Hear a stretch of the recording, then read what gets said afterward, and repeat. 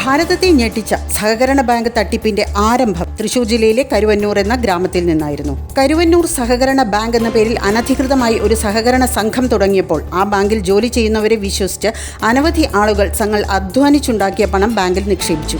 എന്നാൽ തങ്ങൾ വിയർപ്പൊഴുക്കി സ്വരൂപിച്ച പണം അപ്രത്യക്ഷമാകാൻ നിമിഷ നേരം പോലും വേണ്ടി വന്നില്ല. കരുവന്നൂർ ബാങ്കിന് പിന്നിൽ പ്രവർത്തിക്കുന്ന CPM പ്രാദേശിക നേതാക്കൾ കേരളത്തിലെ നാനാഭാഗത്തുള്ള വ്യാജ കമ്പനികളുടെ പേരിൽ വായ്പകൾ വകമാറ്റി.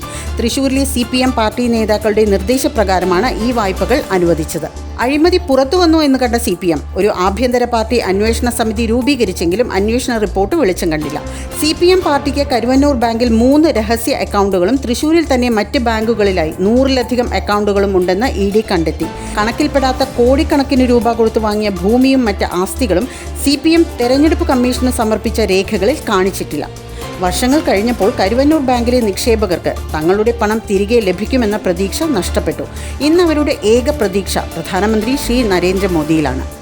നിക്ഷേപകരുടെ പല കുടുംബാംഗങ്ങളും ചികിത്സയ്ക്ക് പണം ലഭിക്കാതെ ബുദ്ധിമുട്ടി. ചിലർ ആത്മഹത്യ ചെയ്തു. അഴിമതിയെക്കുറിച്ച് എൻഫോഴ്സ്മെന്റ് ഡയറക്ടറേറ്റ് അന്വേഷിക്കുകയും നിരവധി CPM നേതാക്കളെ ചോദ്യം ചെയ്യുകയും ചെയ്തു. എന്നാൽ നിക്ഷേപകരുടെ പണം എവിടെയാണെന്ന ചോദ്യത്തിനു മുമ്പിൽ ഉത്തരം നൽകേണ്ടവർ നിശബ്ദരാണ്.